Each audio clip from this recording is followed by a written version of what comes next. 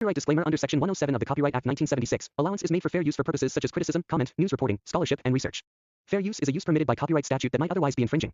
Nonprofit, educational, or personal use tips the balance in favor of fair use.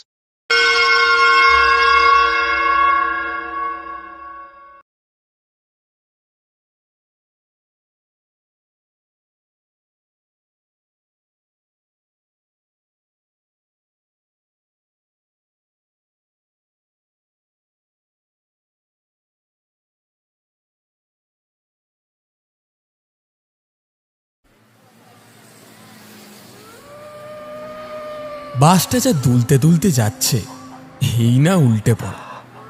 বার দুয়েক তো পড়তে পড়তে বেঁচেই গেল সূর্য। এরকম এক অজপাড়া গায়ে সারাদিন মিলিয়ে মাত্র দুটো বাস, একটা সকালে আর একটা এই সন্ধেবেলায়। তাই ভিড় হয়েছে মারাত্মক। কিছু লোক তো মুরগি নিয়ে উঠে পড়েছে।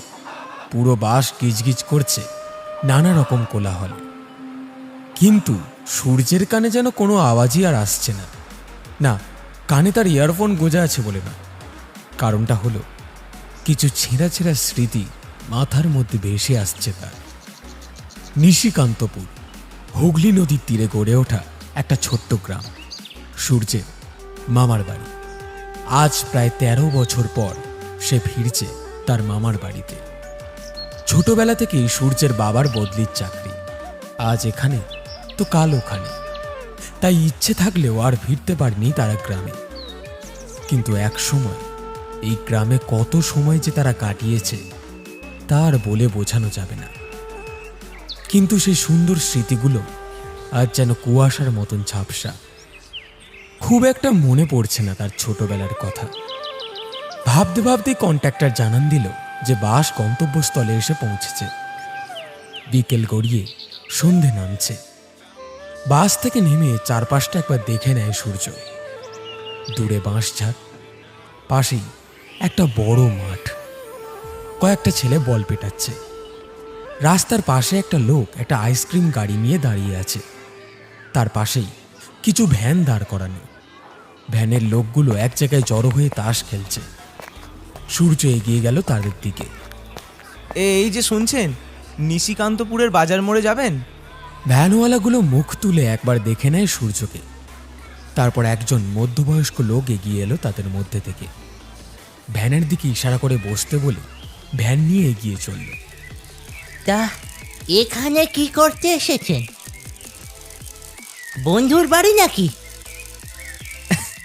না না না, এখানে আমার মামার বাড়ি।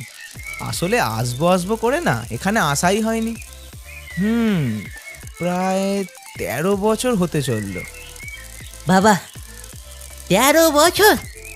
ভালো ভালো। তা বাজার থেকে কতটা যাবে? ওই তো ওখান থেকে শিমুলতলা যাওয়ার যে রাস্তাটা আছে না, ওখানেই কাউকে জিজ্ঞাসা করে নেবো চ্যাটার্জিদের বাড়ি যাওয়ার রাস্তাটা। শিমুলতলা মানে ওই চাষেদের পুকুরের ওখানে? কথাগুলো বেশ বিড়বিড় করে বলল ভ্যানওয়ালাটি। হ্যাঁ, কিছু কি বললেন? না, কিছু না। বলছি যাচ্ছেন যান, কিন্তু একটু সাবধানে থাকবেন। আসলে গ্রামগঞ্জ তো, এখানে নানা রকম কথাবার্তা হয়ে থাকে, তাই আর কি। হ্যাঁ, কিন্তু কি কথা সেটা তো বলুন। না না, তেমন কিছু না। আসলে ওই সন্ধ্যের পর তো অচেনা রাস্তা, না বেরোনোটাই ভালো না? সূর্যের মুখে একটা হাসি খেলে গেল। গ্রামের লোকেরা এরকমই হয়, গুজব আর বাস্তব এদের কাছে প্রায় এক। আর কথা বাড়ায় না সে। মিনিট 10 মধ্যেই বাজার চত্বরের সামনে এসে পড়ে সূর্য। দু একজনকে জিজ্ঞেস করতে করতে শেষ পর্যন্ত পৌঁছয় তার মামার বাড়ি। আদিকালে 3 তলা বাড়ি এখনো হার না মানা বয়স্কর মতন মাথা তুলে দাঁড়িয়ে আছে। রাস্তা থেকেই ছাদে টবের গাছগুলোকে দেখতে পাওয়া যায়। জায়গায় জায়গায় ফাটল রয়েছে দেওয়ালে। আকাশে এক ফালি ছোট্ট একটা চাঁদ এবার উঁকি মারতে শুরু করেছে। ভেতরে ঢুকতেই সে এক হই হই ব্যাপার।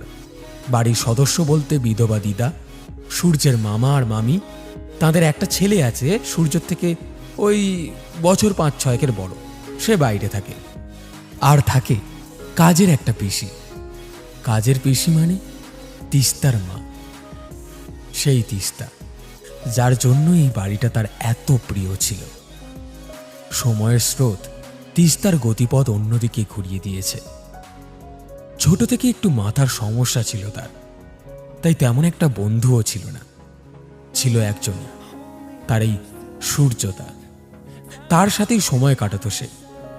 তারপর সূর্য যখন শেষবারের মতন এই গ্রাম ছেড়ে চলে যায়, তার কয়েক বছরের মধ্যেই একটা মেলা থেকে হারিয়ে যায় তিস্তা।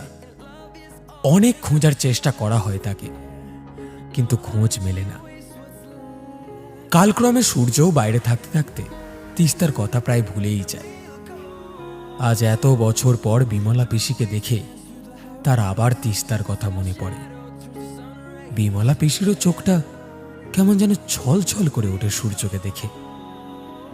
নিজের ছেলের মতন ভালোবাসে তো সে সূর্যকে।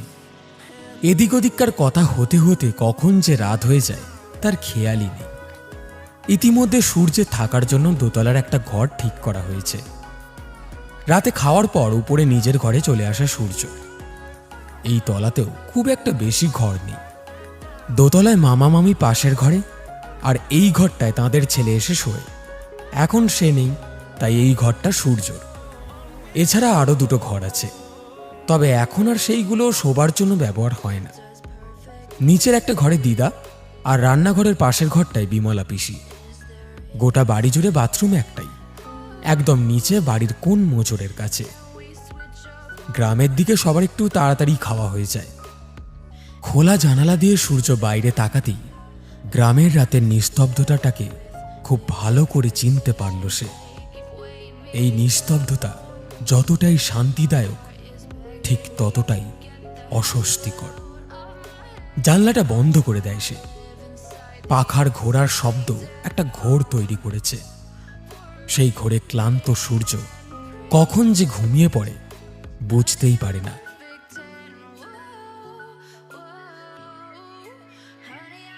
সকালে পাখির ডাক আর লোকজনের আওয়াজে ঘুম ভাঙল তার। অনেকদিন পর ভালো একটা ঘুম হলো। আড়মোড়া ভাঙতে ভাঙতে বলে সূর্য। উঠে জামা কাপড় ছেড়ে নিচে গিয়ে দেখে মামা বসে চা খাচ্ছে। তাকে ইশারায় বসতে বলে একবার ডাক দিলেন। এবারে সূর্যের দিকে তাকিয়ে জিজ্ঞেস করলেন, কি রে, নতুন জায়গায় তো রাতের ঘুম ভালো হয়েছে তো?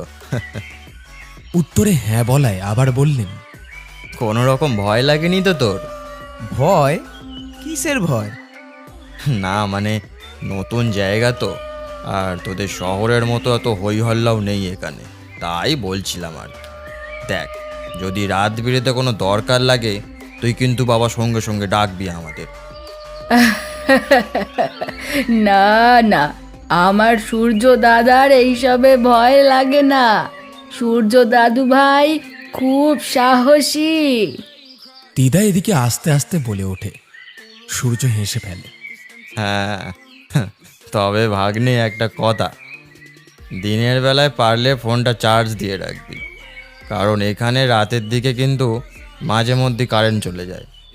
একবার কারেন্ট গেলে কখন আসবে তার কোনো ঠিক ঠিকানা নেই। বলে মামা উঠে পড়লেন। সূর্যও চা খাওয়া শেষ করে কি করবে ভাবতে ভাবতে ছাদে এসে উপস্থিত হয়। সকালের মিষ্টি রোদের সাথে হালকা একটা হাওয়া দিচ্ছে, মন্দ নয় খুব একটা। সামনেই চিলেঘরে ঢুকেই দেখতে পায় এখানে সব অপ্রয়োজনীয় জিনিসের স্তূপ পড়ে রয়েছে যত্রতত্র। কোথাও মামার ছিপ, পুরনো ছাতা, কিছু ক্যাসেট, আরও কত কিছু। আরে ওই পেটিতে কি আছে? মনে মনে বলতে বলতে হাত বাড়িয়ে একদম উপরের তাক থেকে বেশ বড় একটা পেটি বের করে আনে সূর্য। হ্যাঁ, অতীতের পুকুরে হাত ডুবিয়ে সূর্য ঠিক সোনাটাই খুঁজে পেয়েছে। এখানে তাদেরই ছোটবেলার এক এক স্মৃতি জড়ো হয়ে রয়েছে। সেই ছোট্ট একটা উনুন, একটা মোটা কুকুর, হাতিটার একটা চোখ ওঠা কেউ যেন ছিঁড়ে নিয়েছে। এই তো সেই টেডি বিয়ারটা। এই টেডিটার কথা সূর্যের আবছা হলেও মোটামুটি মনে আছে, কারণ এই টেডিটা সেই দিয়েছিল তিস্তাকে। তিস্তার সব থেকে প্রিয় খেলনা ছিল এটা। অজান্তেই একটা দীর্ঘশ্বাস পড়ে যায় সূর্যের নাক থেকে। সময়ের গতি সব কিছু পাল্টে দেয়। কিছু বদল টেডিটারও হয়েছে। হাতের দিকটা অনেকটা ছিঁড়ে ভেতরে তুলো বেরিয়ে গেছে। নোংরায় থেকে থেকে রংটাও প্রায় ফিকে হয়ে গেছে একেবারে। খেলনাগুলো কেমন অদ্ভুত একটা মায়া নিয়ে চেয়ে আছে তার দিকে। কি গো সূর্যবাবু, তুমি এখানে? আচমকা বিমলা পিসির গলা শুনে চমকে ওঠে সূর্য। চলো দাদাবাবু, খাবে চলো, ডাকছে তো তোমায় তোমার দিদা। বাবা, বসে বসে কতটা সময় চলে গেছে খেয়ালই নেই তার। পিসিকে তিস্তার ব্যাপারে কিছু জিজ্ঞেস করা উচিত হবে না। বেচারার একমাত্র ভরসা ওই মেয়েই ছিল। বললে কোথায় আবার দুঃখ পাবে। পিসির কথায় একসাথেই তারা নিচে চলে গেল।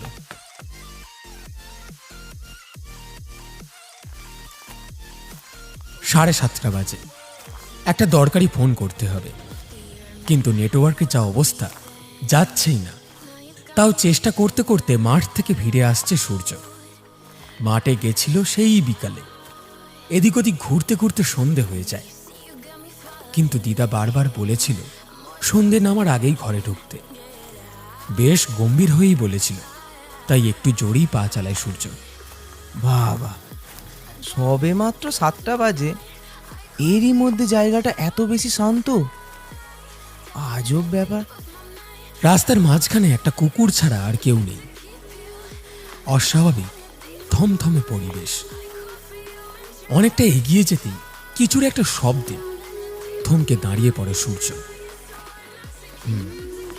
একটা আওয়াজ আসছে কোথা থেকে, কোনো মানুষের কণ্ঠস্বর। এবার প্রায় স্পষ্ট। কেউ একজন গান করছে, বেশ মিষ্টি গলার স্বর। তবে কাছে পিঠেই কোথাও থেকে আসছে শব্দটা। এদিক ওদিক চাইতেই দেখতে পায় সূর্য সামনেই 10-15 মিটার দূরে একটা পুকুরের ঘাটে বসে আছে একটা মেয়ে। সেই গাইছে গানটা। বাহ, বেশ সুন্দর গলা তো। বলে এগিয়ে যায় সূর্য। মেয়েটার মাথার ঘন চুল যেন পুকুরের জলে আনন্দে সাঁতার কেটে চলেছে। হঠাৎ এমন সময় পকেটের মোবাইলটা বেজে ওঠে সূর্যের। ধীরে ধীরে তৈরি হওয়া মোহটা এক মুহূর্তেই ভেঙে যায় তার। তড়িঘড়ি মোবাইলটা তুলে নিয়ে কথা বলতে বলতে এগিয়ে যায় বাড়ির দিকে।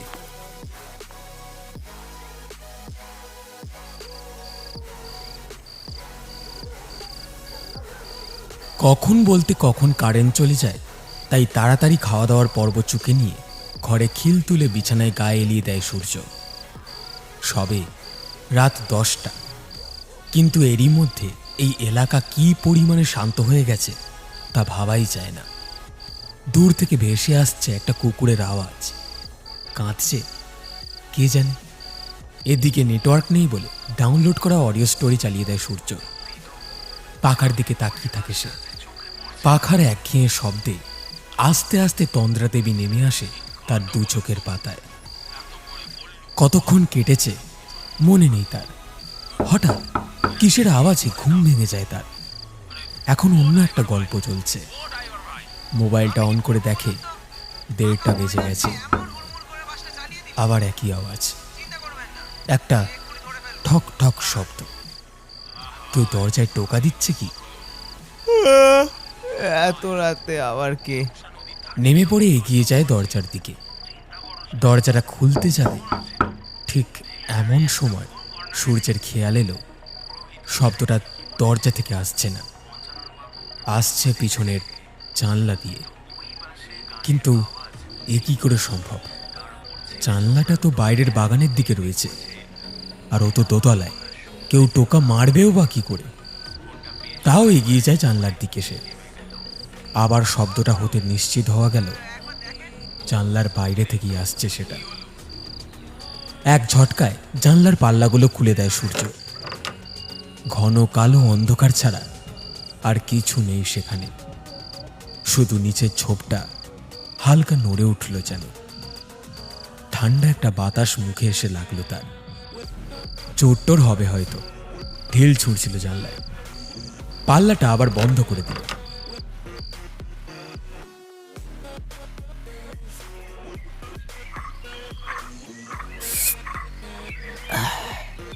আচ্ছা দিদা, বলছিলাম কি, চায়ের কাপে চুমুক দিয়েই বলে ওঠে সূর্য। রাতের দিকে তোমাদের এখানে চোরের উৎপাত আছে তাই না? অ্যাঁ, চোর? দূর, চোর ডাকাত এখন কোথায় কি? এখন এসব এখানে কিচ্ছু নেই। চোর ছিল আমাদের সময়, সেই তাও কত বছর আগে। তখন সবে সবে বিয়ে হয়ে এসেছি এই বাড়িতে। দিদা গল্প শুরু করতে যাবে এমন সময় সূর্য বলে উঠল, আচ্ছা আচ্ছা, তাহলে কাল রাতে আমার জানালায় ঢিল ছুড়ল কে? মানে? দিদার কথার উত্তরে সূর্য কাল রাতের ঘটনার কথা বলল। দিদার ভ্রু দুটো ধীরে ধীরে সংকুচিত হতে শুরু করল। সূর্যের কথাগুলো দিদার মুখে চোখে চিন্তার রেশ রেখে গেল। আর কথা না বাড়িয়ে দিদা রান্নাঘরে চলে গেলেন। ব্যাপারটা যে কি হলো বুঝতেই পারল না সে।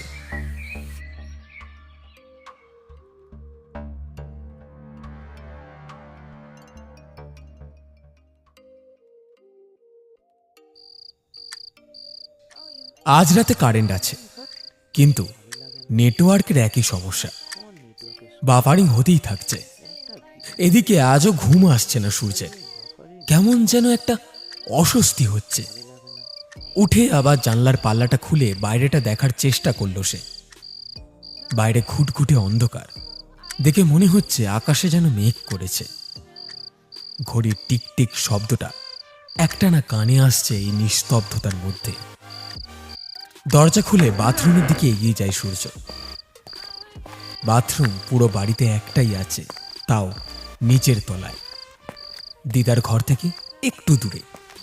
হাতে একটা টর্চ নিয়ে এগিয়ে যায়। বলা যায় না কখন, বলতে আবার কখন যদি কারেন্ট চলে যায়। বাথরুমের পিছন দিকে ছোট্ট বাগানটা।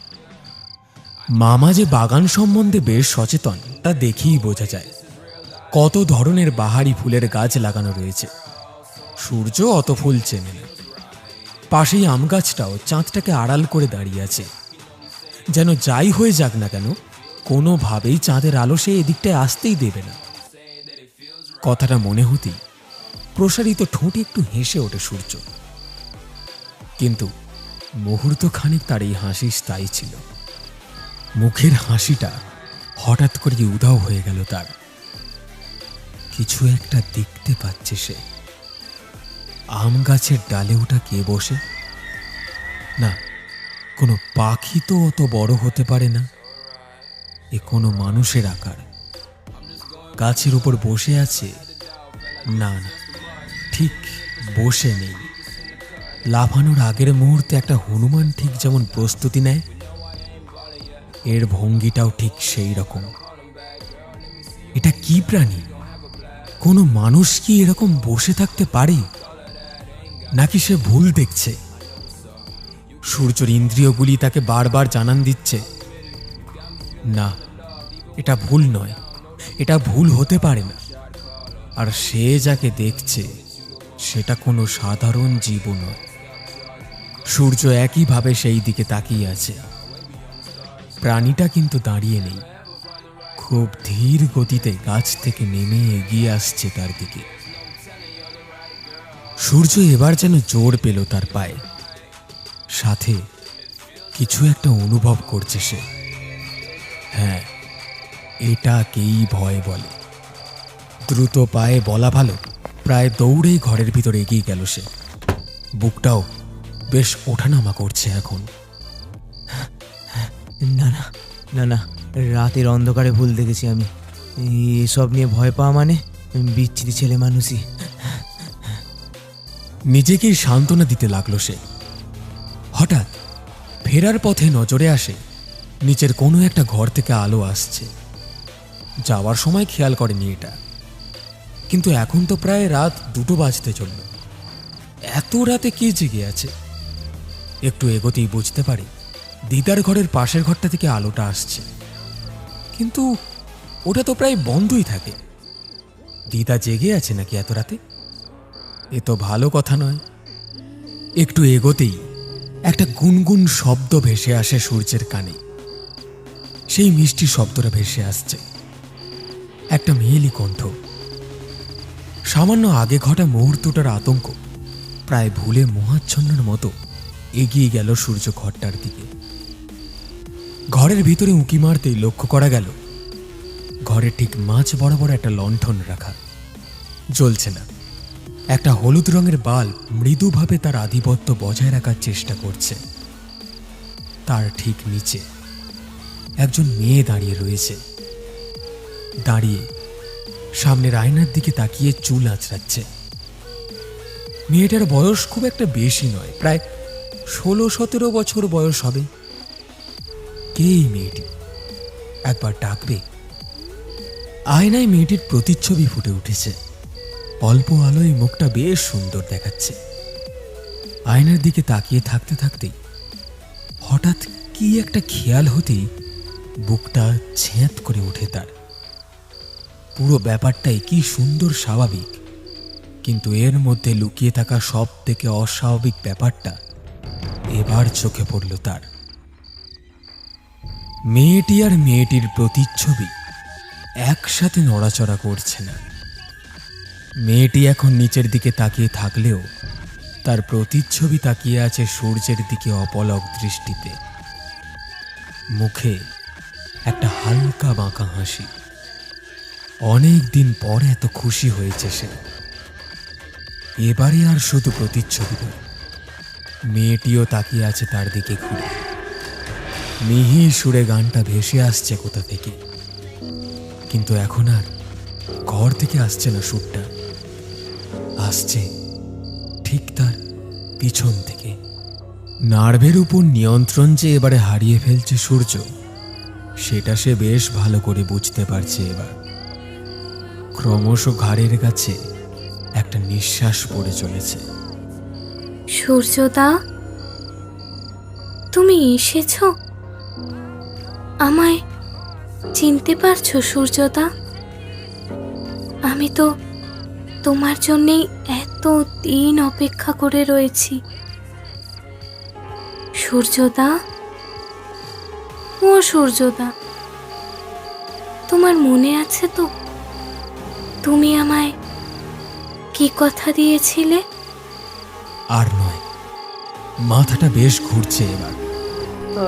মেঝের উপর জ্ঞান হারিয়ে পড়ে গেল সূর্য। কিছুক্ষণ পর ঘরের আলোটাও নিভে গেল। শোনা গেল একটা মিহি সুর, কিন্তু এবারে বেশ আনন্দের সাথে। অনেকদিন আগে হারিয়ে যাওয়া জিনিস হঠাৎ করে খুঁজে পেলে ঠিক যেমন আনন্দ হয়, ঠিক তেমন।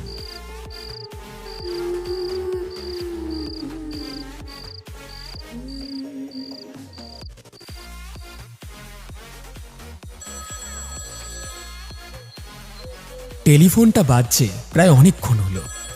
এর আগে দুবার রিং হয়ে কেটে গেছে, কিন্তু ওদিকে কোনো ভ্রুক্ষেপই নেই আশুতোষ বাবুর। এক মনে মূর্তি গড়ে চলেছেন তিনি। আজ নয় নয় করে প্রায় 60-65 বছর বয়স হতে চলল তাঁর, কিন্তু এখনো তার হাতে অদ্ভুত জাদু আছে। শুধু কি আর হাতে? একটি মূর্তির মুখের সবথেকে গুরুত্বপূর্ণ জিনিস হলো তার চোখ, এবং সেটি আঁকতে গেলে প্রচণ্ড একাগ্রতা তো চাই। কিন্তু এই টেলিফোনের আওয়াজ তাকে অতিষ্ঠ করে তুলেছে।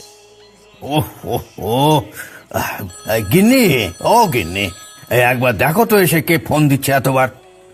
কাজের সময় যত রাজ্যের ফোন, যত সব। বলে আবার কাজে মন দেওয়ার চেষ্টা করলেন তিনি। সরলা দেবী প্রায় দৌড়ে এসেই শাড়ির আঁচলে হাতটা মুছে রিসিভারটা তুললেন। হ্যালো, হ্যাঁ কে? ও মিনু, বল মা, কেমন আছিস? বাহ, ভালো ভালো। আমার কথা আর বলিস না রে মা। এই মরণের ব্যথা আর পিছু ছাড়লো না। আমার সাথে এ চিতা পর্যন্ত যাবে, তবেই এর শান্তি। কি? ও কাকা বাবুকে দেব? দাঁড়া বাবু একটু। রিসিভারটা হাতে রেখেই সরলা দেবী ধীর স্বরে বললেন, কই গো, একবার এসো না তাড়াতাড়ি, মিনু ফোন করেছে। কি বলছে, দরকার আছে নাকি তোমার সাথে? ধুর, এই দাঁড়াও দাঁড়াও, আমি যাচ্ছি। বিরক্তির সাথে শখের কাজটা ফেলে উঠে গেলেন আশুতোষবাবু। মুখটা বেশ গোমড়া। সরলা দেবীর কাছে থেকে রিসিভারটা নিয়ে কান রাখলেন তাতে। হ্যালো, বল। একটু থেমে থেমে কয়েকটি কথা বললেন তিনি। কবে থেকে হচ্ছে এরকম? আচ্ছা, ছেলেটার কোনো মানসিক সমস্যা নেই তো? চরিত্র কেমন ছেলেটার?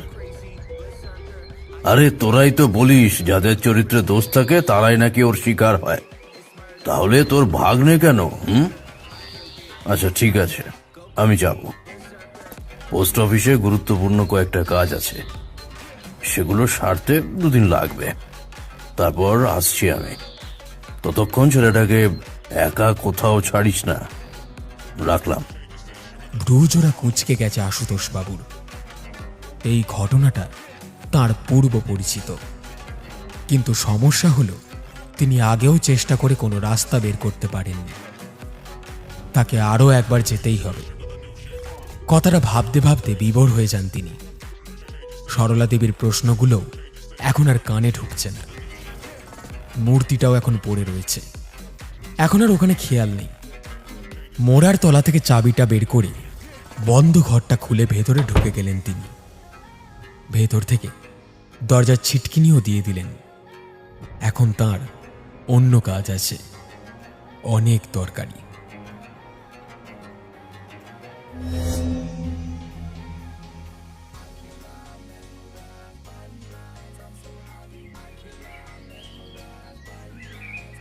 বাড়ির আবহ এখনো বড়ই গম্ভীর।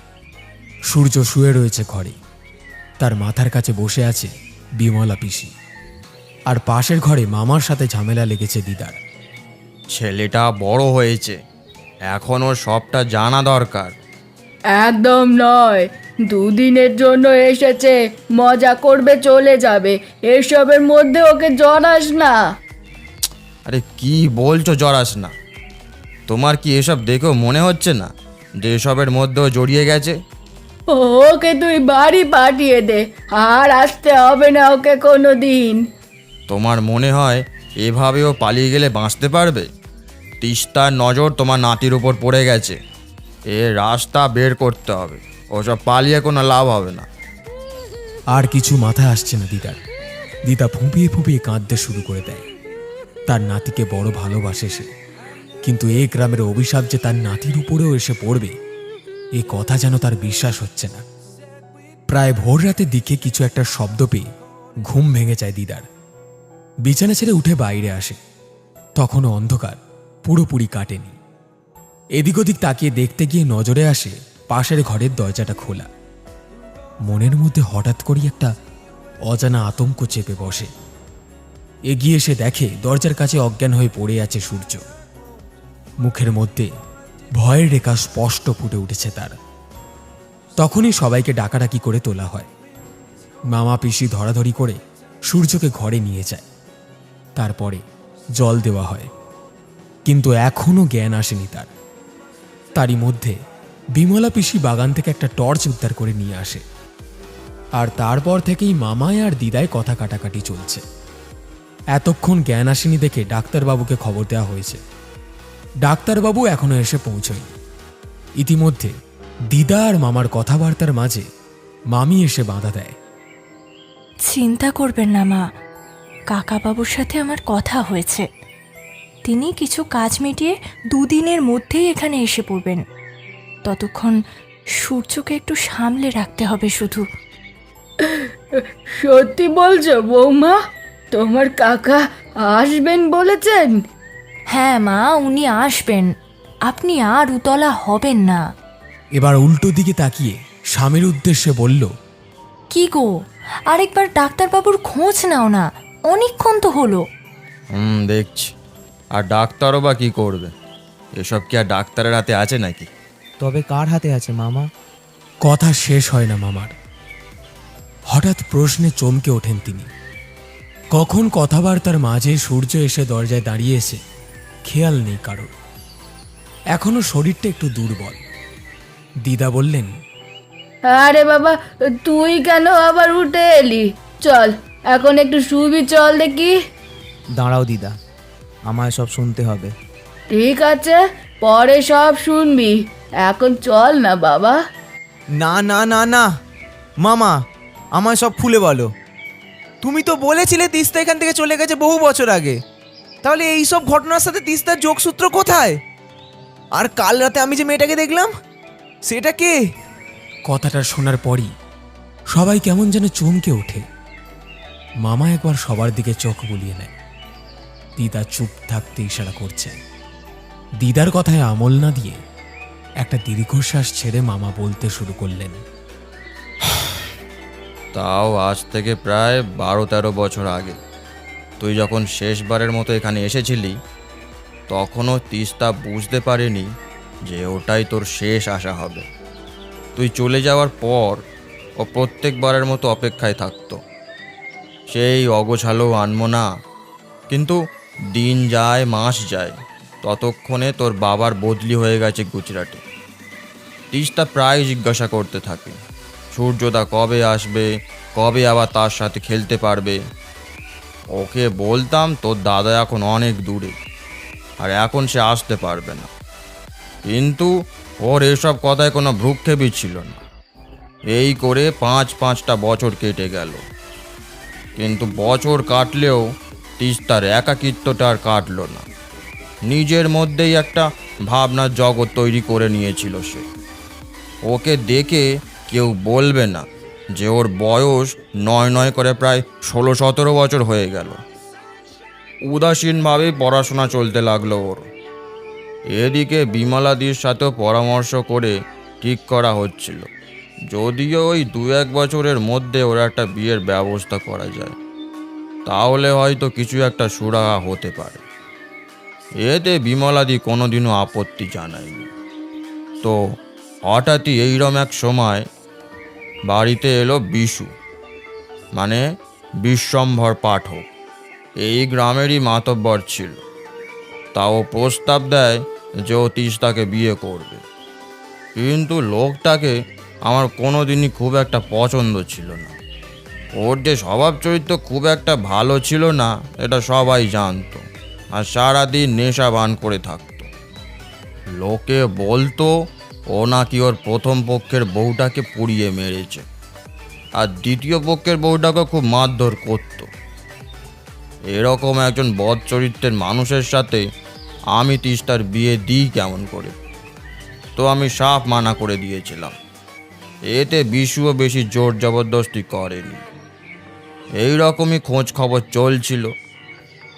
এমনই একদিন তিস্তা সন্ধ্যের সময় রোজকারের মতো পড়তে বেরোয়। কিন্তু ছুটির সময় পেরিয়ে যাওয়ার পরও যখন সে বাড়ি ফিরল না, তখন আমাদের মন যেন কেমন খুঁতখুত করতে লাগলো। সাথে একজনকে নিয়ে আমি বেরোই ওকে খুঁজতে। কিন্তু মাস্টারের কাছে গিয়ে জানলাম, হ্যাঁ আজ ছাড়তে একটু দেরি হয়েছে বটে, কিন্তু সে তো অনেকক্ষণ আগে নাকি বাড়ি চলে গেছে। একেই তখন রাতে গ্রাম আরও অন্ধকার ছিল। শুধু রাসের মেলা বসেছিল বলে বাইরে কিছু লোকের যাওয়া আসা ছিল। তাদের কাছেও জিজ্ঞাসা করলাম, কিন্তু কেউই ওর হদিশ দিতে পারল না। এরপর মেলা, ওর সাথে যারা পড়তো তাদের বাড়ি, মাঠ, প্রায় সব জায়গাতেই হন্যে হয়ে খুঁজলাম।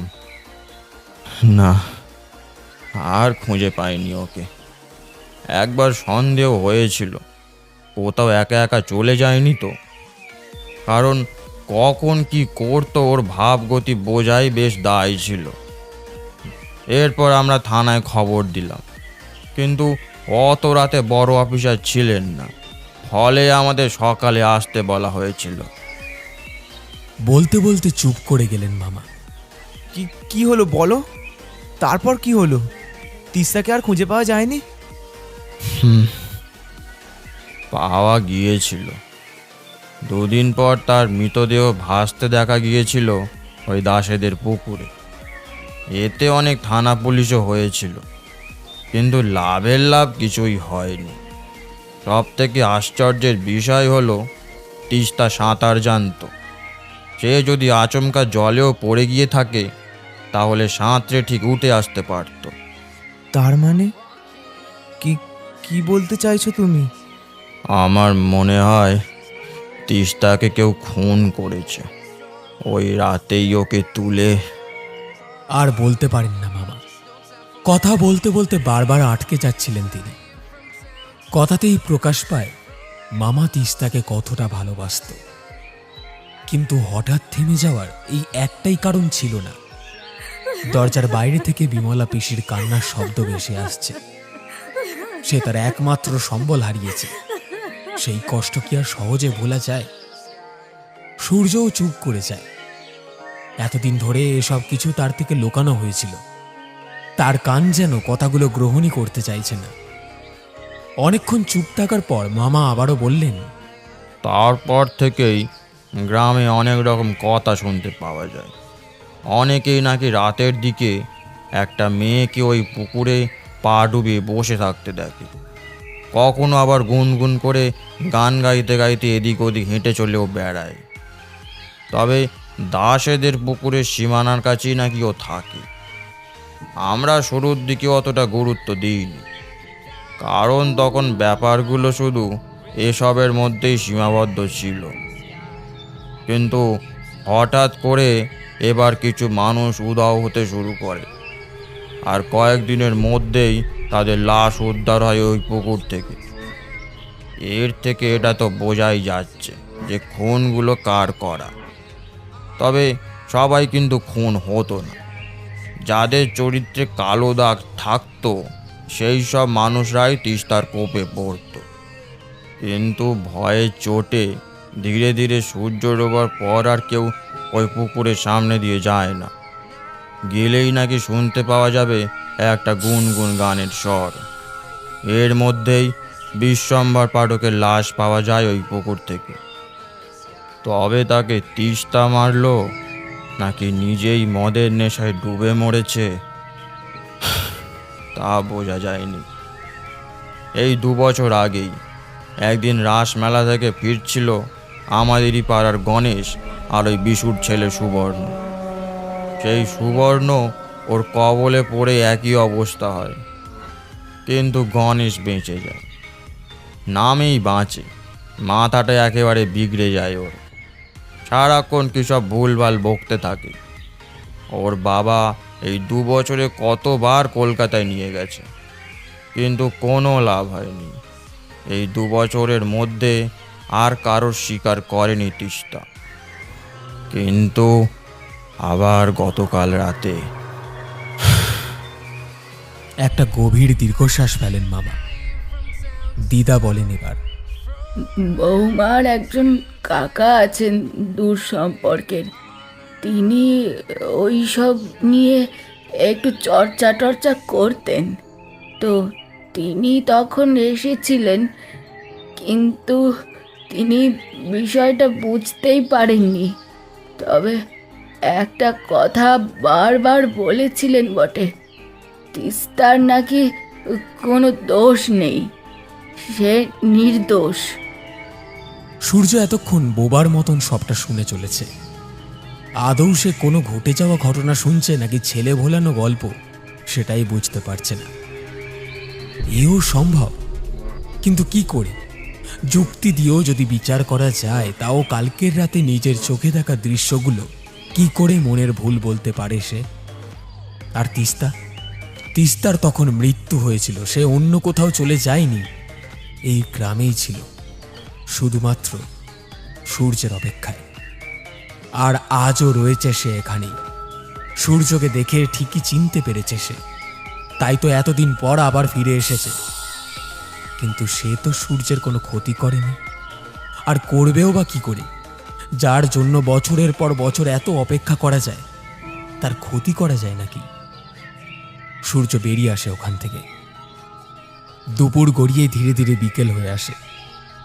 সময় নদীর স্রোতের মতন বয়ে চলে, আর সময়ের স্রোতে গা ভাসিয়ে দেওয়ার নামই জীবন। কিন্তু আজ সূর্য যেন থমকে আছে, কেউ যেন ওকে এগোতে দিচ্ছে না।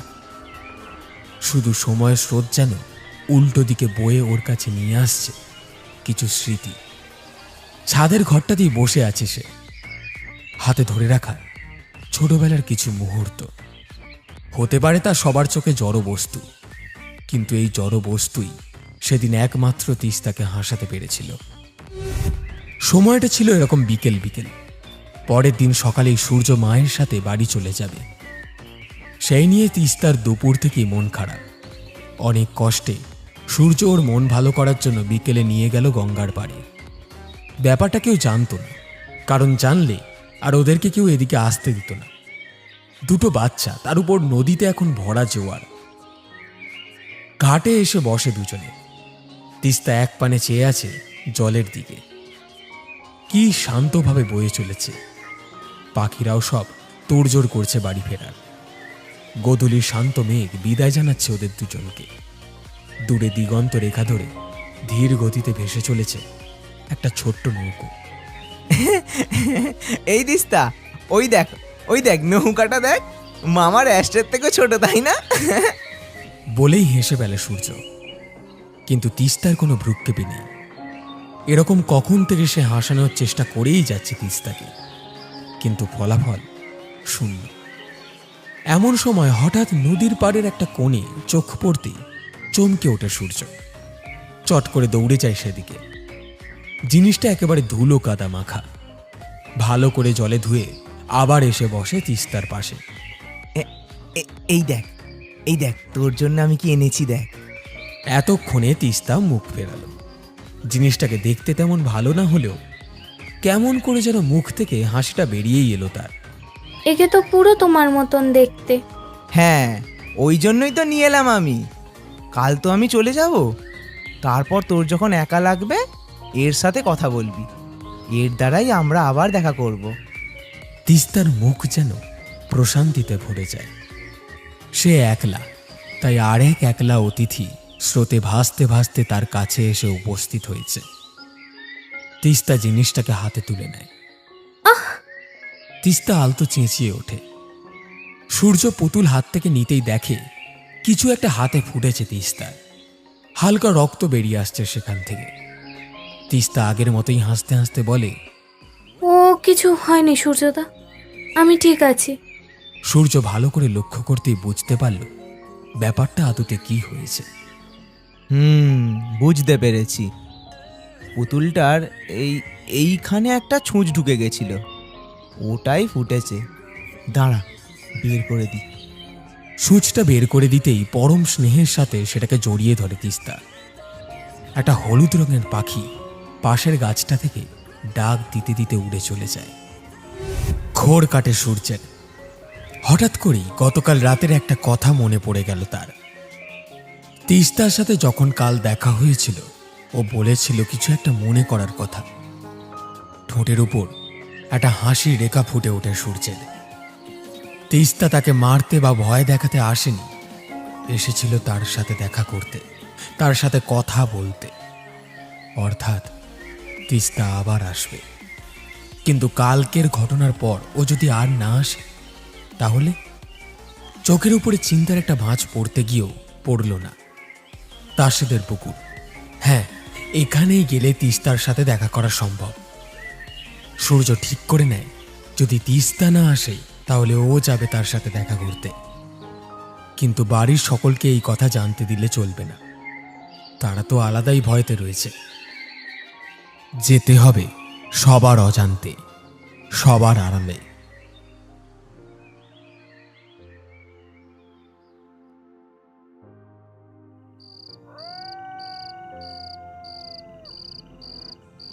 রাত কটা হবে কোনো ঠিক নেই।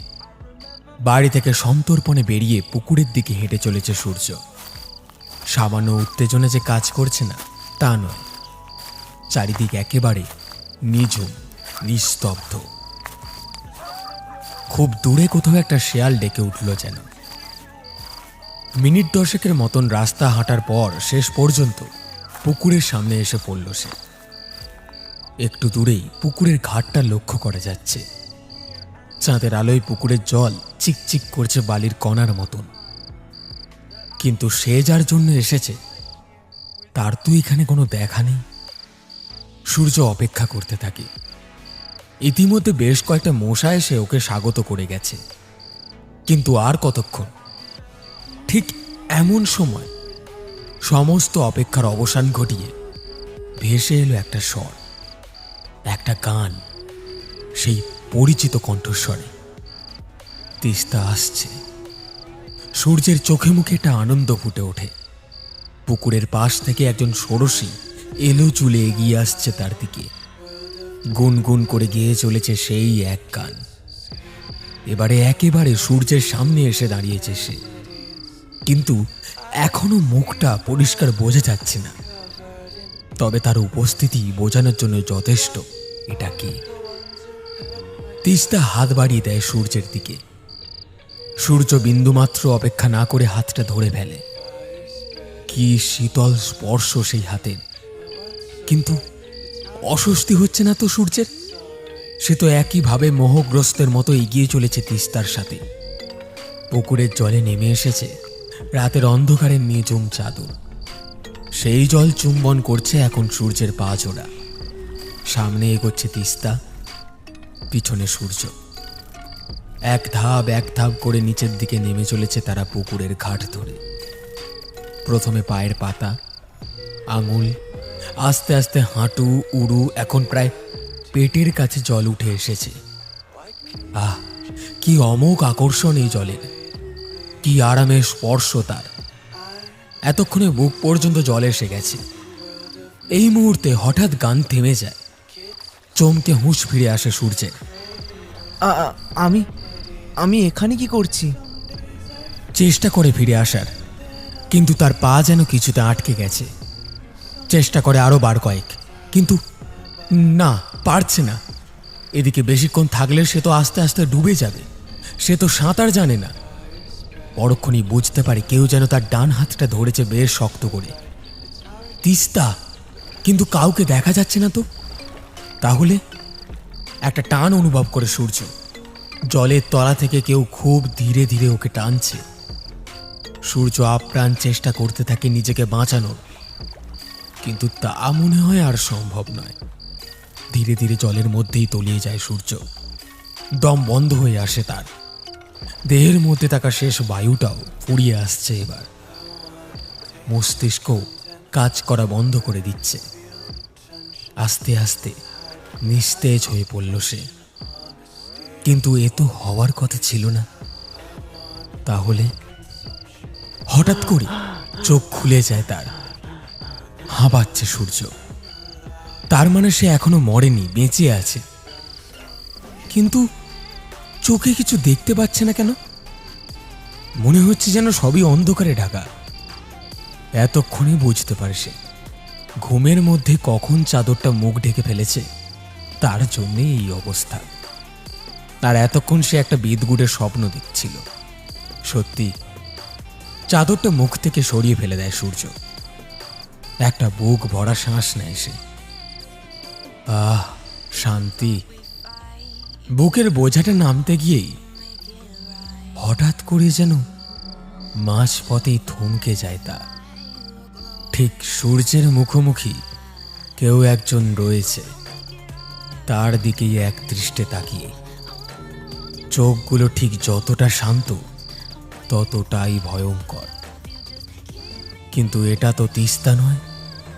তাহলে নড়াচড়ার চেষ্টা করে চলেছে সে, কিন্তু কিছু একটা যেন শক্ত করে তাকে বেঁধে রেখেছে। কথাও পর্যন্ত বলতে পারছে না। তাকে যেন বোবায় পেয়েছে। খুব কষ্ট হচ্ছে। মনে হচ্ছে যেন কবরের অতলে আটকে পড়েছে সে। 1 মিনিট, 2 মিনিট, ওহ, এই এক সেকেন্ডগুলো যেন এক একটা যুগের সমান লাগছে। কপাল থেকে একটা ঘামের রেখা বেয়ে এসে চোয়ালের পাশ দিয়ে গড়িয়ে পড়ছে। শত চেষ্টার পর শেষ পর্যন্ত এই অভিশপ্ত বাঁধন থেকে মুক্তি পেল সে। ধরফর করে উঠে বসে সূর্য। গোটা শরীর ঘামে ভিজে গেছে। পাশের টেবিল থেকে জলের বোতলটা নিয়ে গলায় ঢেলে নেয় কিছুটা জল। পাশেই মামা শুয়ে অগরে ঘুমোচ্ছে। এত নড়াচড়া করার পরেও ঘুম ভাঙেনি মামার।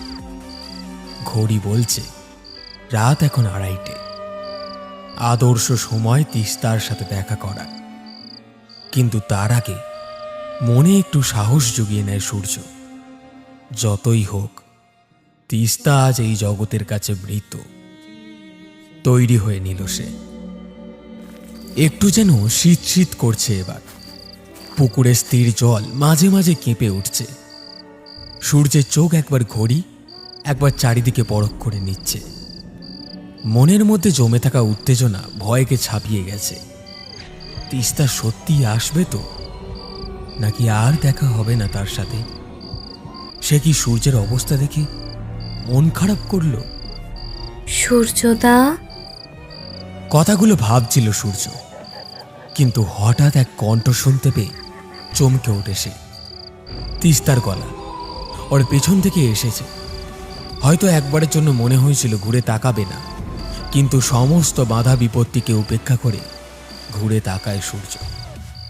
চোখ পড়ে একজোড়া আবেগ মাখানো পুকুরের জলের মতন স্বচ্ছ চোখের উপর। পরিষ্কার বোঝা যাচ্ছে এখন তিস্তার মুখটা। চাঁদের মতন গোল মুখের ওপর সব থেকে আকর্ষিত যন্ত্র হলো ওই চোখ দুটো। ডাক বাক্সের মতন কত চিঠি যেন জমানো আছে ওই নয়ন জোড়ায়। তিস্তা, তুই এসেছিস? আসতে তো আমাকে হতোই। তোমায় যে কত কথা বলার বাকি। আজ তোমায় আমার মৃত্যুর আসল রহস্যটাও তো বলবো। মানে? তুমি কি শুনেছ আমি জানি না সূর্যদা, তবে আমি জানি তুমি যা শুনেছ তা আসল ঘটনার থেকে অনেক কম। দুজনে মিলে গিয়ে বসে পুকুরের ঘাটটায়। তখন আমি পড়তাম দুলাল মাস্টারের কাছে। ওই বিশু হারামের বেটা সুবর্ণ ওইখানে পড়তো তখন।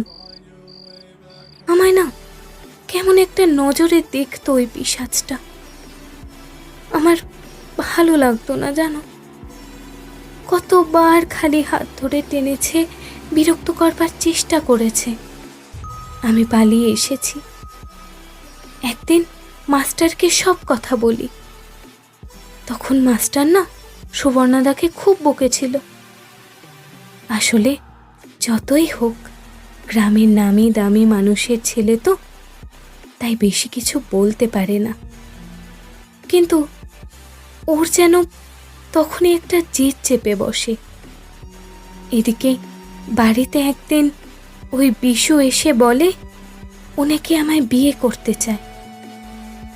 শুনে প্রচুর রাগ হয়েছিল জানো, কিন্তু কি করব বলো? যতই হোক আমরা এই বাড়ির আশ্রিতা। আমাদের কত সাহায্য করেছে তোমার মামা। তাকে আমি কি করে বলতে পারি আমি এখন বিয়ে করব না? তাই মুখ বুজে রইলাম। এদিকে বিশু আমায় বিরক্ত করা শুরু করলো। ঠিক করলাম ঘরে জানাবো এবার, অনেক হয়েছে। তো এইরকমই একদিন রাত্রিবেলা পড়া থেকে ফিরতে একটু দেরি হয়ে যায়। আসার পথে দেখি সুবর্ণদা দাঁড়িয়ে আছে মাঝ রাস্তায়। তখন ওই রাতের অন্ধকারে নিজের অপমানের বদলা নিতে চায় সে। আমি ওর গালে একটা চড় মারি, দৌড়ে পালিয়ে আসি সেখান থেকে। কতক্ষণ দৌড়েছিলাম হুঁশ নেই। এসে হোঁচট খেয়ে পড়ি এই রাস্তাটার সামনে। আর ভাগ্যের কি পরিহাস দেখো, এখানেই বসেছিল বিশু পাঠক মাল খেয়ে। পেটে মদ পড়লে ওর আর একটা জানোয়ারের মধ্যে কোনো তফাৎ থাকে না। আর সামনেই ওর শিকারকেও দেখতে পেয়েছে, সাথে পেয়েছে এত সুন্দর একটা সুযোগ। ছেড়ে দিতে ওর আর মন চাইল না। আমার চুলের মুঠি ধরে আমায় টেনে তুলল। চেঁচাতে গেলাম, মুখটাকে টিপে ধরল।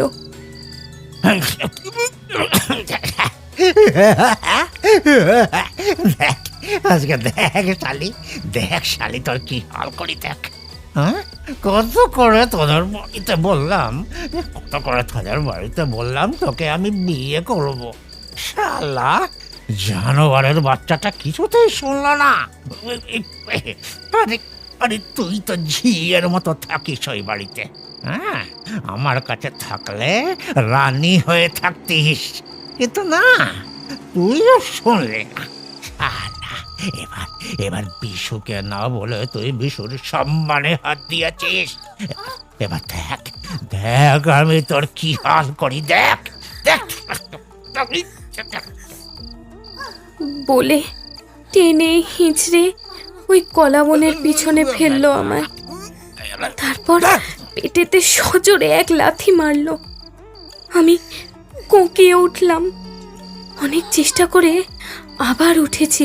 এমন সময় এত জোরে ঠেললো, আমি টাল সামলাতে না পেরেই জলে পড়ে যাই। বিশুও নেমে পড়ে, কিন্তু আর আমায় উঠতে দেয়নি। ওই মোটা মোটা শক্ত হাত দিয়ে আমার গলাটা চেপে ধরে। খুব কষ্ট হয়েছিল জানো। আমি কতবার বলার চেষ্টা করেছিলাম, আমায় বাঁচতে দাও, আমি কিচ্ছু বলবো না কাউকে, কিন্তু কথাগুলো বোধহয় পাকস্থলীতেই পিষে গেল। মরে যাওয়ার 10 মিনিট পরেও ও ওরকমভাবেই ধরে রেখেছিল আমায়। তারপর গলায় ভারী কিছু একটা বেঁধে ডুবিয়ে দেয় এই পুকুরে। মাকে দেখে কষ্ট হয়েছিল খুব, প্রচুর কাঁদছিল মা। এরকম ভাবে কাঁদতে আগে কখনো দেখিনি। তখন থেকেই ঠিক করেছিলাম এই বিশুর মতন মানুষগুলোকে বাঁচতে দেওয়া যাবে না। আর তারপর থেকে আমার জন্যেই অভিশপ্ত হয়ে ওঠে এই দাসদের পুকুর। কথাগুলো শুনতে শুনতে কখন চোখটা ভিজে গেছে বুঝতেই পারেনি সূর্য। সূর্য হয়তো কিছু বলতে যাচ্ছিল, কিন্তু তিস্তা সূর্যের হাতটা ধরে ফেলল। জানো সূর্যদা, আমি সারাটা জীবন তোমার জন্যেই অপেক্ষা করে কাটিয়ে দিলাম। মনে পড়ে তোমার, যেদিন শেষবারের মতন তোমার আমার দেখা হয়েছিল? তখন তুমি আমায় কি কথা দিয়েছিলে এই পুতুলটাকে ছুঁয়ে? সূর্য পুতুলটাকে দেখল কিছুক্ষণের জন্য।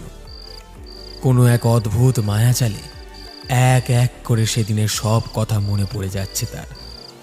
তুমি বলেছিলে সূর্যদা, এরপর যেদিন তুমি আমার কাছে আসবে তখন আর তোকে ছেড়ে যাব না, থেকে যাব এই জোনাকির আলো হয়ে, এই গাছের পাতার শির শির শব্দ হয়ে, আর তোর সহচরী হয়ে। কথা দিলাম।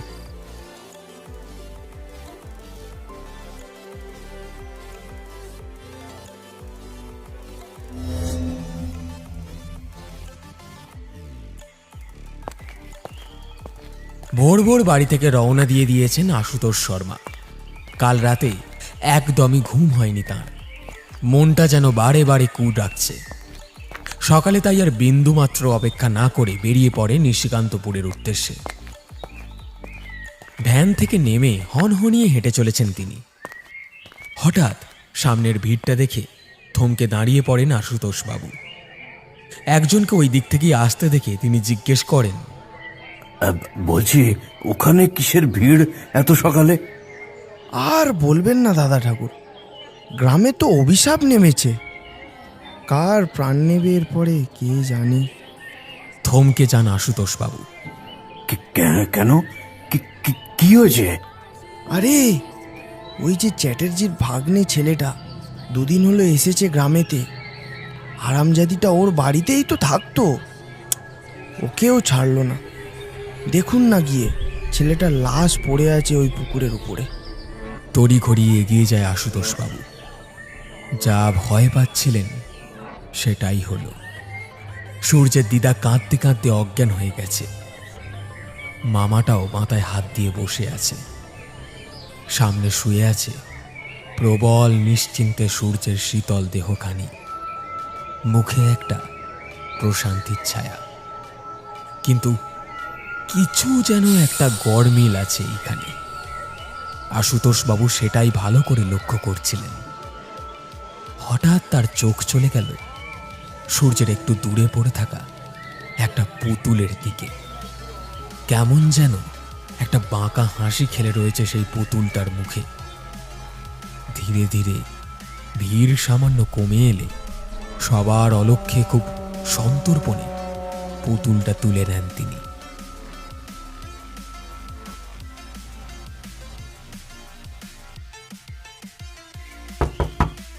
অনেকক্ষণ ধরে দরজায় টোকা পড়ে চলেছে। সরলা দেবীর রান্নাঘর থেকে আসতে একটু দেরি হয়ে গেল। তিনি দরজা খুলে বললেন, আপনারা? নমস্কার, আমরা আশুতোষ বাবুর সাথে দেখা করতে এসেছি। ও আচ্ছা আচ্ছা, আসুন আসুন, বসুন এখানে, আমি ডেকে দিচ্ছি ওনাকে। বলে সরলা দেবী ভেতরে চলে গেলেন। মিনিট দুয়েকের মধ্যে আশুতোষ বাবু বেরিয়ে এলেন। দেখেই বোঝা যাচ্ছে তিনি কাজে বেশ ব্যস্ত ছিলেন। নমস্কার, আমি বিভান বাসু, এবং ইনি আমার বন্ধু অখিল দত্ত।